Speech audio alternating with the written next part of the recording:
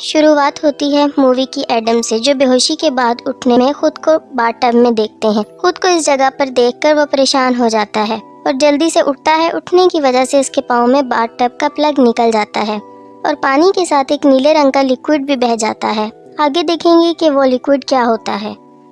Lights on होती हैं तो इसे मालूम होता है कि इसके साथ डॉक्टर लॉरेंस भी थे और दोनों किसी पुराने और मैले बाथरूम में किसी जंजीर से बंधे हैं और दोनों के सामने एक खून भरी लाश पड़ी है, जिसके एक हाथ में रिवॉल्वर और दूसरे हाथ में टेप होता है। दोनों को कुछ याद नहीं कि वो यहाँ कैसे पहुँचे।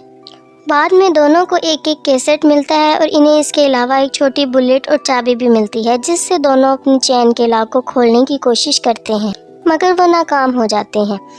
वो किसी और चीज़ की चाबी होती है। एडम डॉक्टर लॉरेंस की मदद से इस टेप को लाश के पास से उठा लेता है और दोनों एक दूसरे की कैसेट को सुनते हैं। कैसेट में इन्हें किसी आदमी की डिस्टॉर्टेड वॉइस सुनाई देती है, जो एडम को बताता है कि इसने काफ़ी लोगों की लाइफ को बर्बाद किया है, इन्हें सीक्रेटली रिकॉर्ड करके, और आज वो इसे एक मौका देता है अपनी लाइफ को सुधारने का। या तो वो भूख और प्यास की वजह से मर सकता है या हिम्मत करके यहाँ से निकल सकता है। वहीं सेम वॉइस डॉक्टर लॉरेंस को बताता है कि इसने अपनी लाइफ की अहमियत को कभी नहीं समझा। सालों से उसने अपने पेशेंट्स को डॉक्टर होने की वजह से मरने की खबर दी, और कैसा होगा जब वो खुद मरने की हालत में होगा।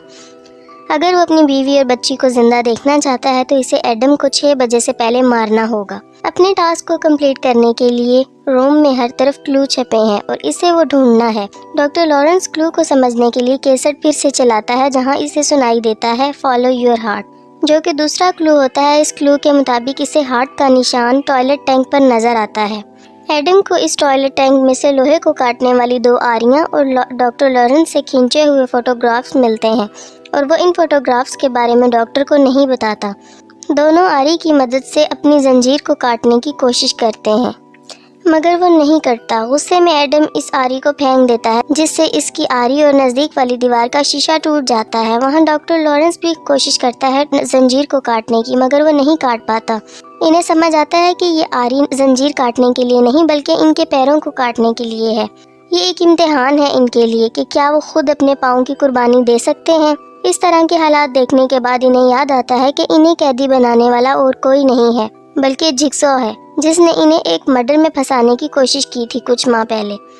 अब हम देखते हैं मूवी फ्लैशबैक में जाती है। डॉक्टर लॉरेंस बताते हैं कि जिगसॉ इन लोगों को शिकार बनाता है जिनको अपनी लाइफ की अहमियत नहीं होती, जो दूसरों की लाइफ के साथ खेलते हैं। इनके हिसाब से जिगसॉ एक कातिल नहीं है। वो अपने शिकार को अपने हाथों से नहीं मारता, बल्कि वो अपने शिकार को एक गेम करके फिजिकल या साइकोलॉजिकल टॉर्चर करता है, जहां शिकार सरवाइव कर ले तो इन्हें लाइफ की अहमियत समझ आ जाए। जिगसॉ को इस मर्डर की इन्वेस्टिगेशन डेविड टेल कर रहे थे और मार्क के मर्डर से इनको एक पेन मिला था जिसमें डॉक्टर लॉरेंस के फिंगरप्रिंट्स थे, जिससे इनका शक डॉक्टर पर जाता है और इसीलिए डॉक्टर से पूछताछ भी की जाती है। डिटेक्टिव डॉक्टर से पूछते हैं कि आखिर वो कहाँ थे जब मार्क का मर्डर हुआ था। वो इस वक्त अपने हॉस्पिटल की एक इंटर्न को मिलने जाते हैं। वो ये बात नहीं बताना चाहते थे क्योंकि उस औरत से उनके रिलेशंस थे और वो नहीं चाहते थे कि इसकी वाइफ को पता चले, और इसे ये बात बतानी पड़ती है ताकि वो अरेस्ट से बच जाए। वहीं जिगसॉ की एक और शिकार एमोंडा को बुलाया जाता है अपने किडनैपर को पहचानने के लिए, कि जिगसॉ डॉक्टर खुद तो नहीं मगर एमोंडा पहचानने से इनकार कर देती है क्योंकि इसने कभी जिगसॉ के असली रूप को नहीं देखा। एमोंडा हीरोइन का नशा करती है और लाख कोशिश के बावजूद वो नशा नहीं छोड़ पाती, इसलिए जिगसॉ इसे भी अपना शिकार बनाता है। वो सिर्फ पहली औरत होती है जो जिगसॉ के इम्तिहान में पास हो जाती है। मौत को इतने करीब से देखने के बाद इसे लगता है कि जिगसॉ ने इसकी मदद की है अपनी लाइफ को सुधारने के लिए। वो ड्रग्स छोड़ देती है और इसीलिए इसके दिल में जिगसॉ के लिए हमदर्दी आ जाती है। मूवी की कहानी फिर से एडम और डॉक्टर की तरफ जाती है, जहां इन्हें समझ आती है। इन्हें लगता है कि इन दीवार के ऊपर लगे हुए गिलास के पीछे से इनको कोई देख रहा है। कुछ देर के बाद बातों बातों में डॉक्टर लॉरेंस वॉलेट में से रखे हुए फैमिली का फोटो निकालते हैं और एडम को दिखाते हैं। एडम को डॉक्टर के वॉलेट में इसकी फैमिली का किडनैपिंग फोटो भी मिलता है। वो इसे छुपा कर रखता है ताकि इसे सदमा न लगे। इसके अलावा एडम को उसी फोटो के पीछे एक हिंट भी मिलता है, जिसकी मदद से एडम क्लू के एक्स को ढूंढ लेता है। एक्स के मार्क से इन्हें एक रेड कलर का छोटा सा बॉक्स भी मिलता है, जिसमें एक सिगरेट लाइटर, एक फ़ोन के अलावा डॉक्टर के लिए एक नोट भी होता है, जिसे वो समझता है कि सामने पड़ी लाश का ब्लड पॉइजनस है। अगर वो चाहे तो सिगरेट को इस ब्लड से मिलाकर एडम को देकर इसे मार सकता है। मगर वो ऐसा नहीं करता और वो सिगरेट की वजह से एडम को मरने का ड्रामा करने को कहता है। मगर जिग्सॉ को पता चल जाता है और इनका प्लान फेल हो जाता है। वहीं डॉक्टर को उसी फ़ोन पर कॉल आता है जिससे उसे पता चलता है कि उसकी फैमिली को किडनैप करके रखा है। इसके पास कुछ ही वक्त है अपने टास्क को पूरा करने के लिए, यानी कि एडम को ख़त्म करने के लिए। इसके अलावा इसे कॉल पर पता चलता है कि एडम डॉक्टर को पहले से ही जानता है। एडम फोटोग्राफ्स को दिखाते हुए डॉक्टर को बताता है कि इस पर नज़र रखने के लिए डिटेक्टिव टैब ने इसे पैसे दिए थे। दूसरों पर नज़र रखकर इनकी सीक्रेट फ़ोटो लेना ही इसका प्रोफेशन है।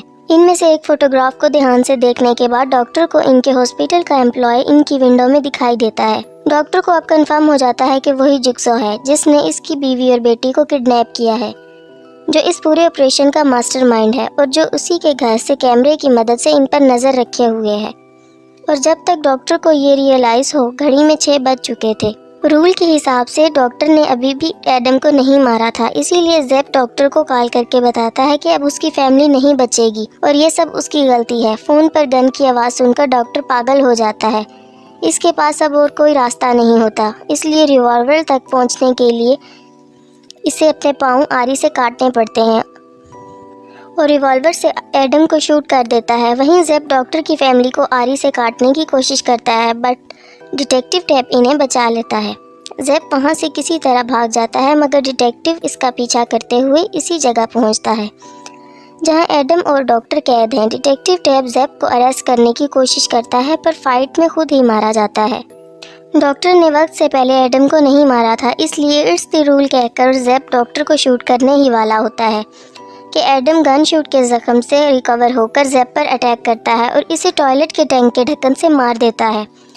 दोनों अब जख्मी हालत में हैं। डॉक्टर डिसाइड करता है मदद के लिए और एडम को छोड़कर घसीटते हुए किसी तरह निकल पड़ता है। एडम ज़ेप की लाश से जंजीर की चाबी ढूंढने की कोशिश करता है और इसे भी इसकी पॉकेट से एक टेप मिलता है। ये देखकर वो एकदम हैरान रह जाता है। टेप को सुनने के बाद इसे पता चलता है कि ज़ेप भी जिग्सॉ की गेम का शिकार था। जिग्सॉ ने इसके जिस्म में पॉइजन डाला था, जिसके एंटीडोज को पाने के लिए उसे डॉक्टर की फैमिली को ख़त्म करने का कहा गया था। जैसे ही टेप एंड होता है, रूम में पड़ी लाश अचानक उठ जाती है, जिसे देखकर एडम के होश उड़ जाते हैं। वो लाश किसी और की नहीं बल्कि जिग्सॉ की थी, जिसका असली नाम जॉन क्रैमर है, जो एक लाश बनकर पूरे ऑपरेशन को मॉनिटर कर रहा था। मूवी के फ्लैशबैक में दिखाते हैं कि जिग्सॉ और कोई नहीं, वही कैंसर पेशेंट है जो डॉक्टर लॉरेंस से ट्रीटमेंट ले रहा था। वो अपनी कमज़ोर आवाज़ में एडम को बताता है कि इसकी जंजीर की चाबी हमेशा से इस बाथटब में थी।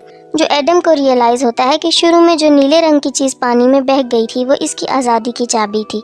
एडम ज़ेप की गन से जिग्सॉ को शूट करने ही वाला था कि वो इसको बिजली के झटके से कमज़ोर कर देता है, इससे पहले कि एडम कुछ और कर पाए। जिग्सॉ उसे उसी रूम में मरने के लिए छोड़ देता है और इसी तरह फिल्म ख़त्म हो जाती है।